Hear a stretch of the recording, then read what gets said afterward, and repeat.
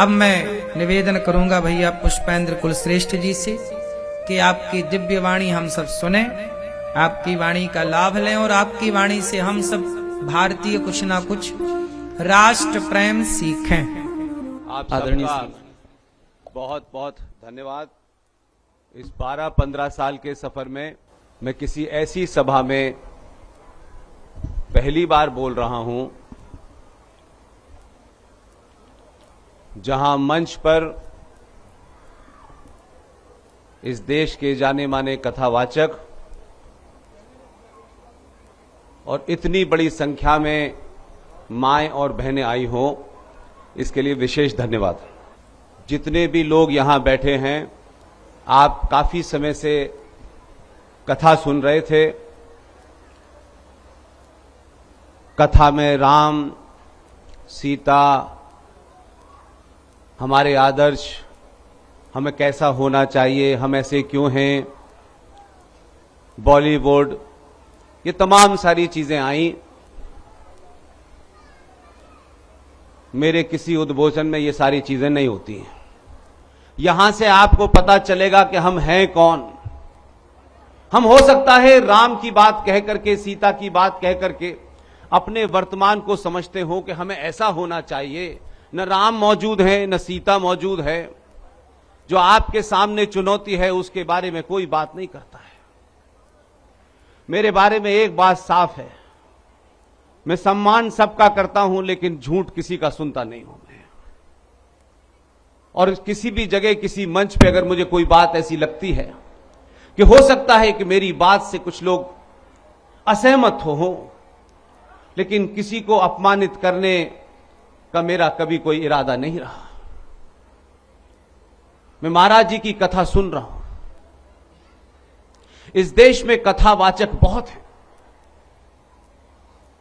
अनेकों कथावाचक हैं। हजारों हजारों, लाखों लाखों लोग कथाएं सुनते हैं। ऐसे भी कथावाचकों को जानता हूं, इसलिए यह टिप्पणी किसी निजी के लिए नहीं है। 4-4 करोड़ रुपया लेते हैं कथा कहने का। 1000 लोग आके पंडाल सजाते हैं कथा। और कथावाचक उसको झूठ बोलने का अधिकार नहीं है, क्योंकि कथावाचक आपको अपने इतिहास वो नहीं कि मुगलों ने क्या किया था, इतिहास वो कि राम कौन थे, कृष्ण कौन थे, मां सीता कौन थी, उसे इतना ही बताना है। लेकिन मां सीता का जिक्र करेंगे, राम का जिक्र करेंगे और अधूरी बात बताएंगे। इसलिए ऐसे लोग समाज को गुमराह ज्यादा करते हैं। अगर राम की कथा बता रहे हो, भाव विभोर होकर बता रहे हो, भावनात्मक माहौल पैदा करके बता रहे हो, तो भगवान राम का किस्सा बताते बताते वो कौन सी मक्कारी है कि सच बोलने से आप डरते हैं। भगवान राम, उनको राज मिला,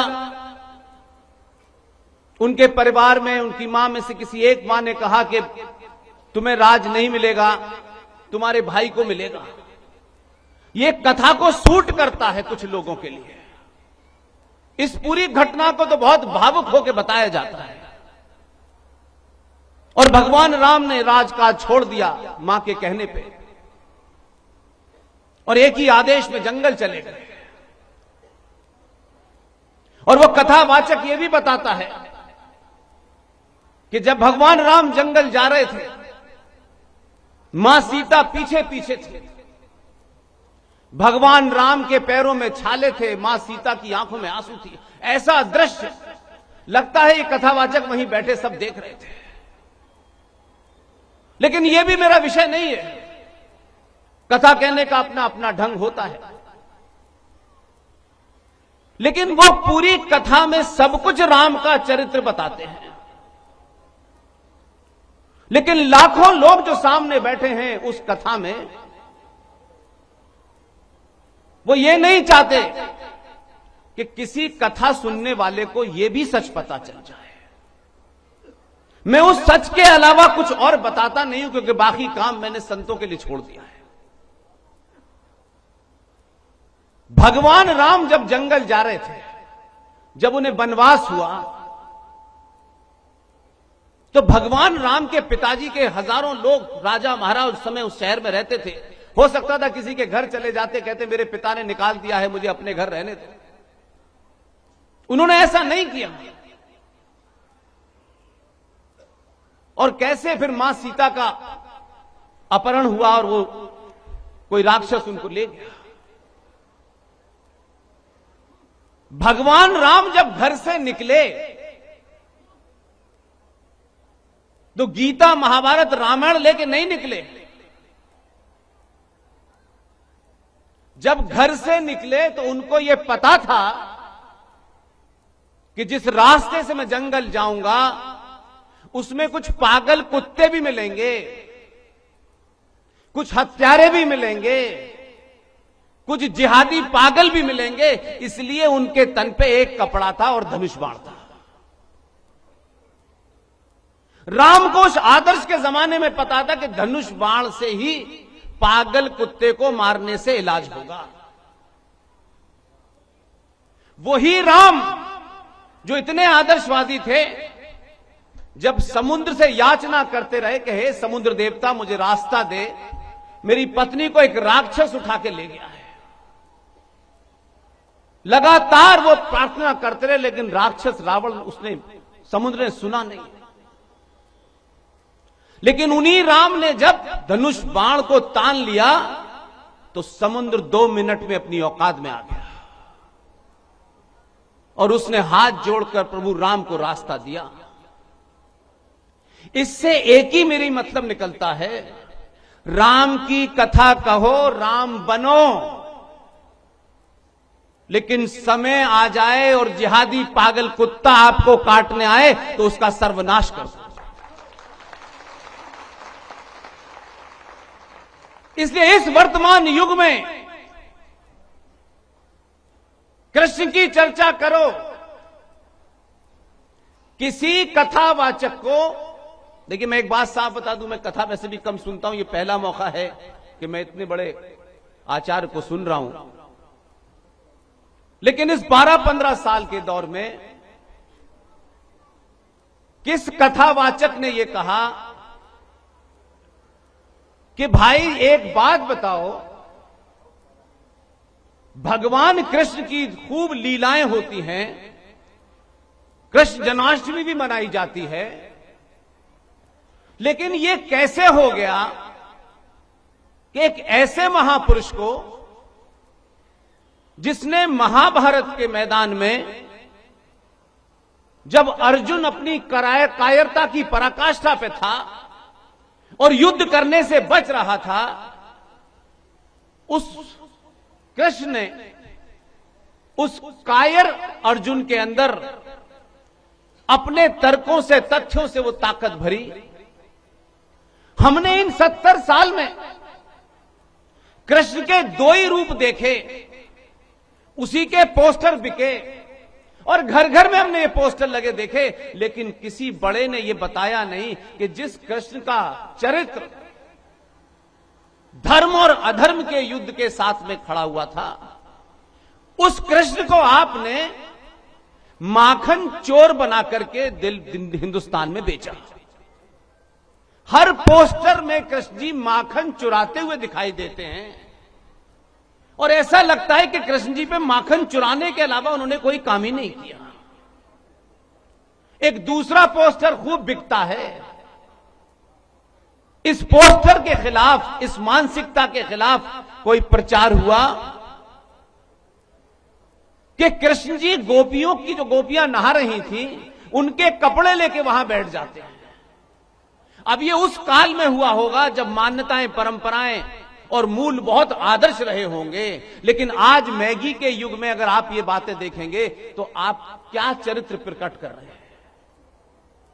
किसी कथावाचक ने कहा कि जो बांसुरी बजा रहा था, जिसे हमने अलग अलग कपड़ों में सजा करके बांसुरी बजाते हुए देखा, समय आने पर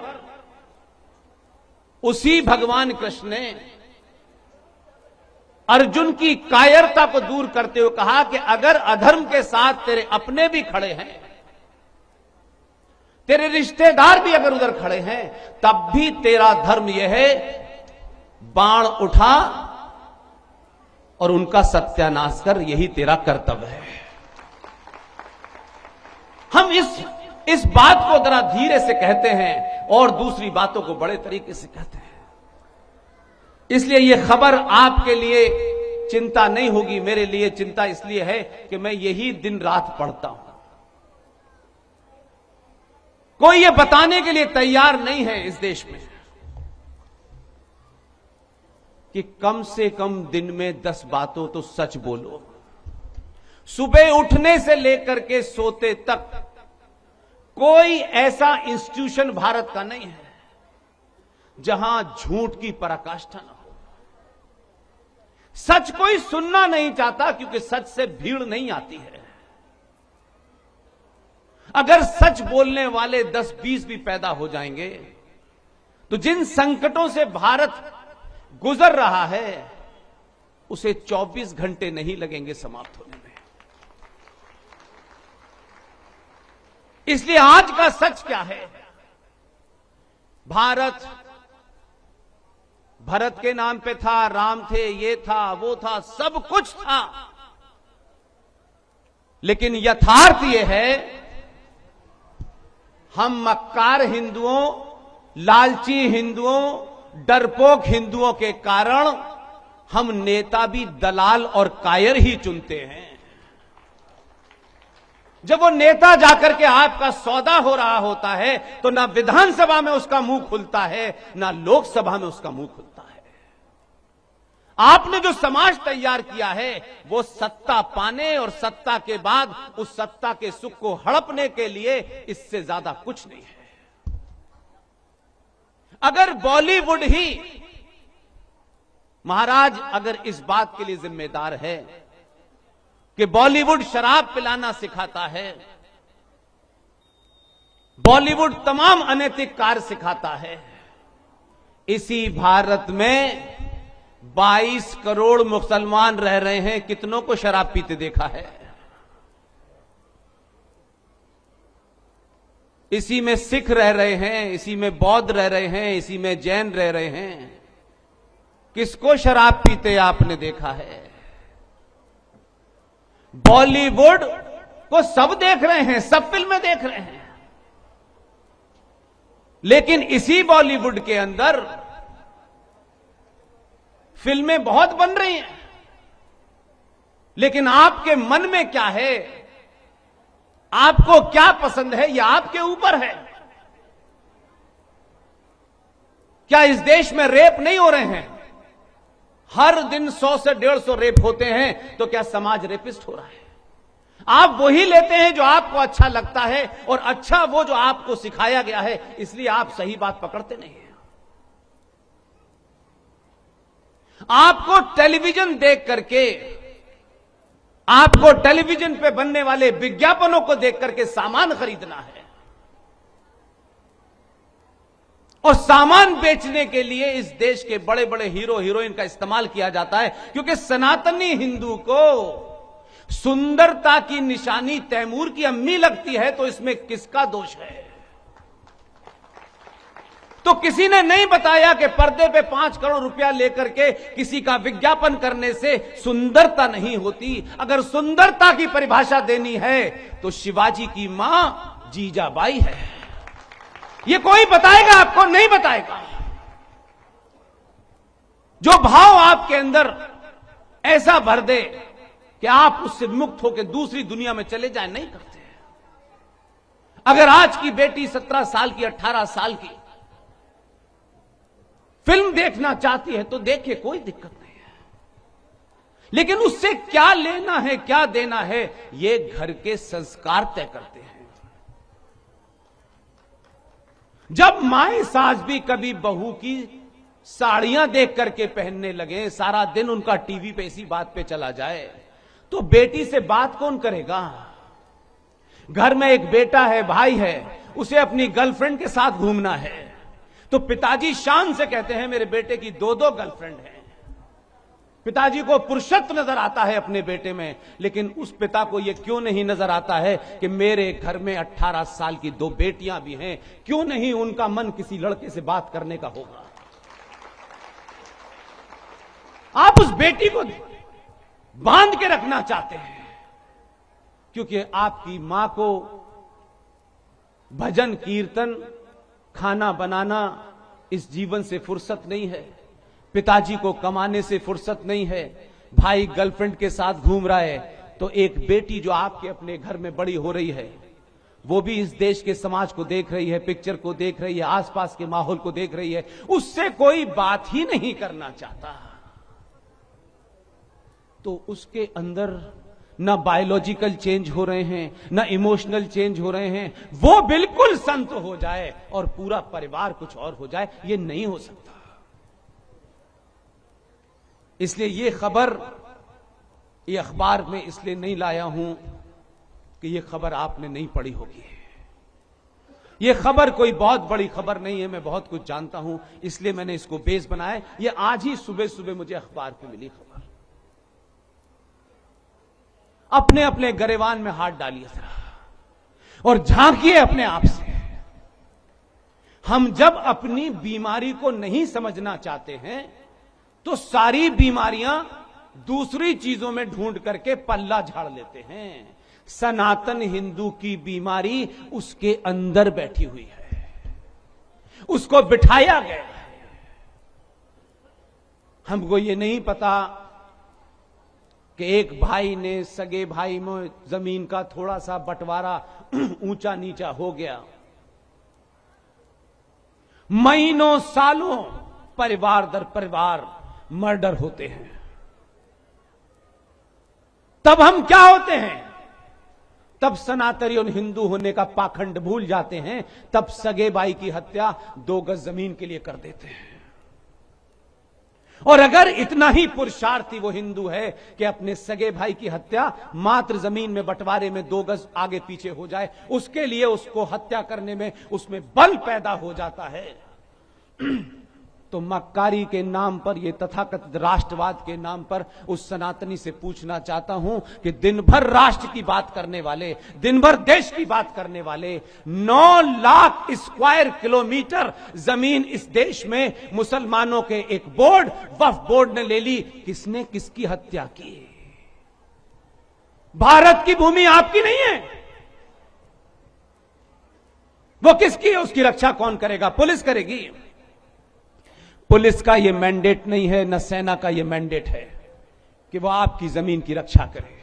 जब आप अपने घर की जमीन की रक्षा करते हैं तो अपने घर ही को सब कुछ मानते हैं, लेकिन राष्ट्र की चिंता करने के लिए बड़े बड़े पाखंड करते हैं। और राष्ट्र की चिंता करते हैं तो राष्ट्र बचाओगे तो घर बच जाएगा, घर बचाओगे तो राष्ट्र नहीं बचने वाला।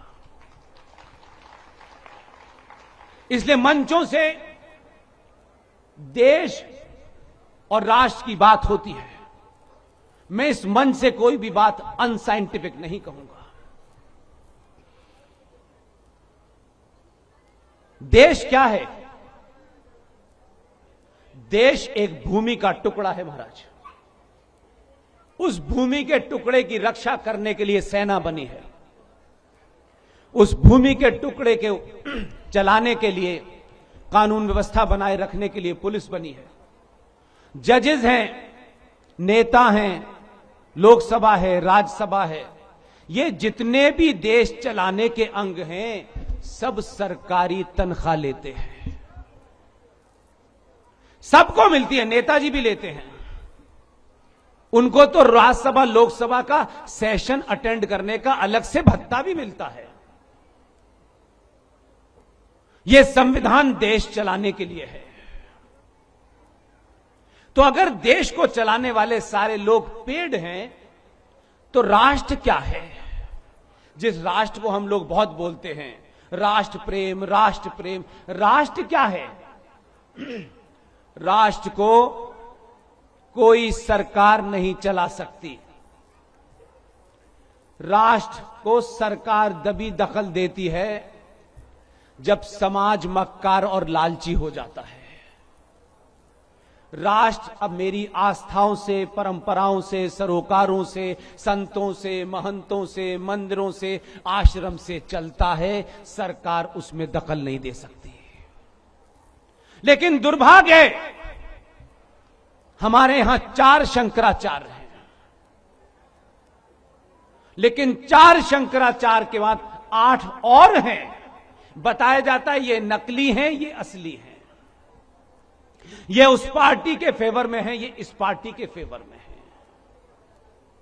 शंकराचार्य सनातन हिंदू सभ्यता का सबसे ऊपर का पद है। ताली मत बजाइए, ये सुनिए। अगर समाज में मेरी परंपराओं को, मेरी आस्थाओं को, मेरी मान्यताओं को कोई विदेशी आक्रमणकारी अगर उन्हें चोट पहुंचाता है, तब तो यह समझ में आता है कि वह आक्रमणकारी इस देश की सरकार के द्वारा निर्दित जो सेना खड़ी है उसको निषेध करके आता है, तो जिम्मेदारी है सरकार उसको संज्ञान में ले। लेकिन इसी भारत में, इसी भारत के अंदर सनातन सभ्यता के मारने वालों को किसी ना किसी चौराहे पे रोज मारा जा रहा है। आज यहां एक बेटी को उठाया, आज वहां एक बेटी को उठाया। कभी बेटी फ्रिज में मिलती है, कभी सूटकेस में मिलती है, कभी दिल्ली के मेहरौली में मिलती है, कभी किसी नाले पे मिलती है। इसमें कितने लोगों ने अपनी चिंता व्यक्त की और सोचा और कहा कि हम अगले 1 महीने तक कथा नहीं करेंगे, और पूरे देश में अगर जहां भी बेटी मारी जाए और जो भी मारने वाला हो, जब तक उसको फांसी ना हो जाए कथा नहीं होगी। ये प्रण लीजिए, ये प्रण के बगैर नहीं होगा। और मैं फिर कह रहा हूं, गुरु बहुत हैं और गुरु घंटाल उनसे भी ज्यादा हैं, लेकिन एक मिसाल देता हूं। एक ब्राह्मण जब उसको यह समझ आ गया कि मुझे क्या करना है, इसलिए पिछले 20 साल में लगातार कह रहा हूं, जिन लोगों को यह गलत फहमी है या जिनका स्वार्थ इस एजेंडे को चलाने में है, ब्राह्मण मां के पेट से ब्राह्मण पैदा नहीं होता, ठाकुर मां के पेट से ठाकुर नहीं होता। सनातन सभ्यता को सही परिभाषित कीजिए। हमारा ये राष्ट्र अनंत अनंत काल से कर्म प्रधान देश रहा है, जाति प्रधान नहीं रहा। जिसने शास्त्र पढ़ लिए, इस आधुनिक काल में जो भी ज्ञान की किताबें जिसने भी पढ़ ली, वो किस मां के पेट से पैदा नहीं हुआ है ये महत्व नहीं है, वही ब्राह्मण है। जिसने अपनी बहन को, बेटी को, घर को, परिवार को, समाज को और इस देश को बचाया, वो किस मां से पैदा हुआ है वो महत्वपूर्ण नहीं है, वो बचाने वाला छत्री है बस। इसलिए कर्म प्रधान देश को जाति प्रधान में बांटा और हजारों दुकानें चल रही हैं। इसलिए उन कथावाचक से मैं बिल्कुल एक राय नहीं हूं। वो बहुत बड़े हो सकते हैं, बड़े गिनती से नहीं होते कि कितने सुनने आ रहे हैं, लेकिन हमारे यहां कथा इस बात से तुलती है कि वो 5 करोड़ रुपया लेते हैं, इसलिए कथावाचक हैं। ऐसे कथावाचक भारतीय समाज को नहीं चाहिए।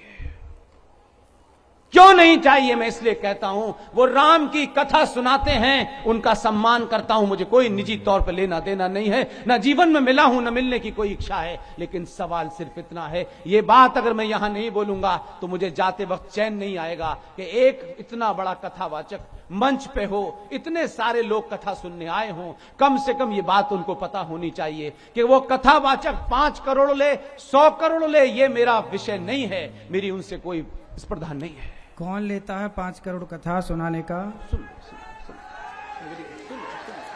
मैं तो बात नहीं, नाम ले लेंगे ना तो क्लियर हो जाएगा, वरना संदेह हो जाएगा। अरे सर, आपके संदेह की चिंता ही मत कीजिए, बगैर कहे नहीं जाऊंगा, चिंता क्यों कर रहे हैं? 5 करोड़ मुझे बताया गया लाखों लोग आते हैं, 700-800 लोग उनका इंतजाम करते हैं, इस पे भी मुझे कोई ऐतराज नहीं है। मैं कह रहा हूं 100 करोड़ लोग, इस पे भी मेरा कोई ऐतराज नहीं है। मैं कौन होता हूं? मेरा ऐतराज इस बात पर है कि राम की कथा सुनाते हो, राम आते हैं सुनने, राम को मानने वाले सुनने आते हैं, राम के प्रति अपनी आस्था रखने वाले आते हैं, लेकिन राम की कथा सुनाते सुनाते मौला मौला और अली अली उस राम की कथा में कैसे पैदा होता है? मेरा सवाल यह है। कोई मौला और कोई अली राम के समकक्ष नहीं खड़ा होता। राम अंत हैं और अनंत हैं, मौला आते हैं और चले जाते हैं, उसकी तुलना नहीं हो सकती। और जो ये तुलना करते हैं वो गंदी नाली की तुलना समुद्र से करते हैं। मेरा ऑब्जेक्शन ये है, उनके 5 करोड़ रुपए और 10 करोड़ रुपए लेने पे मेरा कोई ऑब्जेक्शन नहीं है महाराज।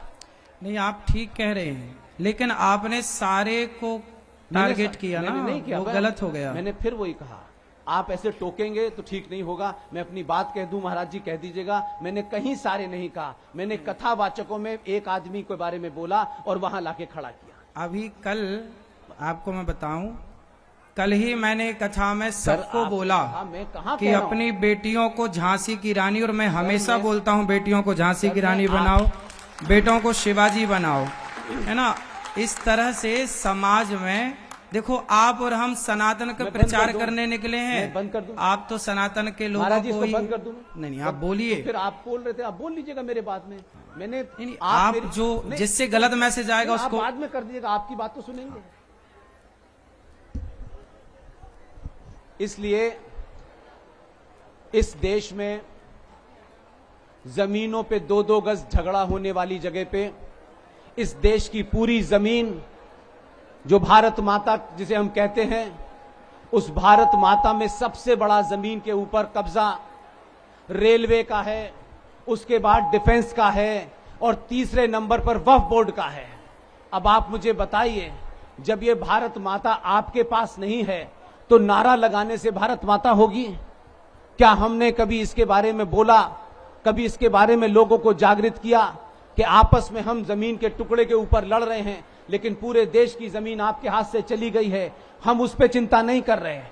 इस देश के मंदिरों के ऊपर यह सवाल उठा, कोई मूवमेंट चला कि अगर इस देश में यह कानून बन गया है कि मजारों से चढ़ने वाले पैसे को सरकार नहीं लेती, गुरुद्वारों से चढ़ने वाले पैसे को सरकार नहीं लेती, ईसाइयों के गिरजाघरों से चढ़ने वाले पैसे को सरकार नहीं लेती, तो भारत के सनातनी हिंदू मंदिरों पर चढ़ने वाले पैसे को सरकार किस हक से ले जाती है? क्यों वो सरकार उस पैसे को वहां के महंतों संतों को नहीं देती? वो संत महंत उस मंदिर का तय करेगा कि ये पैसा किस में होगा। कोई 3.25 लाख करोड़ रुपया सरकार मंदिरों से ले जाती है, मंदिरों में जो तनख्वाह मिलती है वो भी आप नहीं देते। तो मैं ये कह रहा हूं, ये वो मुद्दे हैं जो आपकी संस्कृति को बचाएंगे। अगर मंदिर नहीं बचेगा, मंदिर में जाने वाला नहीं बचेगा, तो संस्कृति कहां बचेगी? संसद में नहीं बचेगी।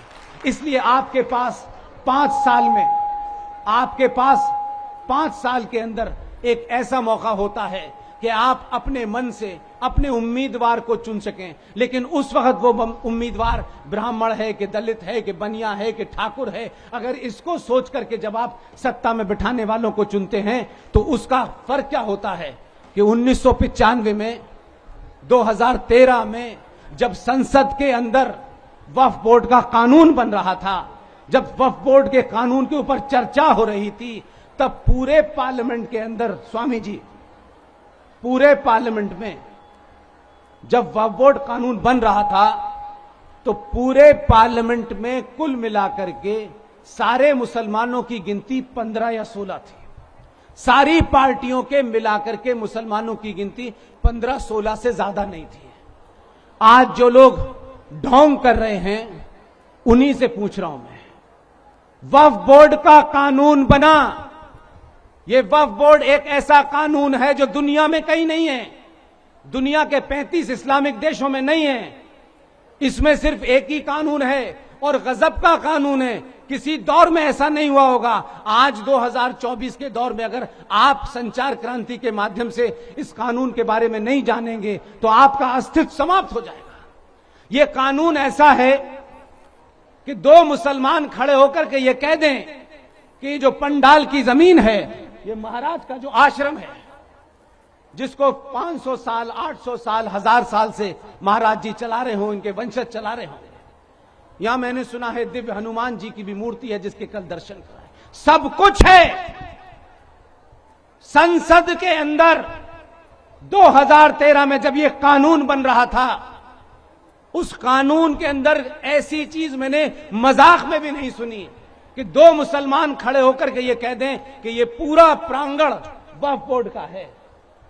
सिर्फ उनको कहना है, ये कानून के अंदर ये नहीं है कि लिख के आपको नोटिस देना है। सिर्फ वो ये कह दें कि ये पूरा प्रांगण वक्फ बोर्ड का है।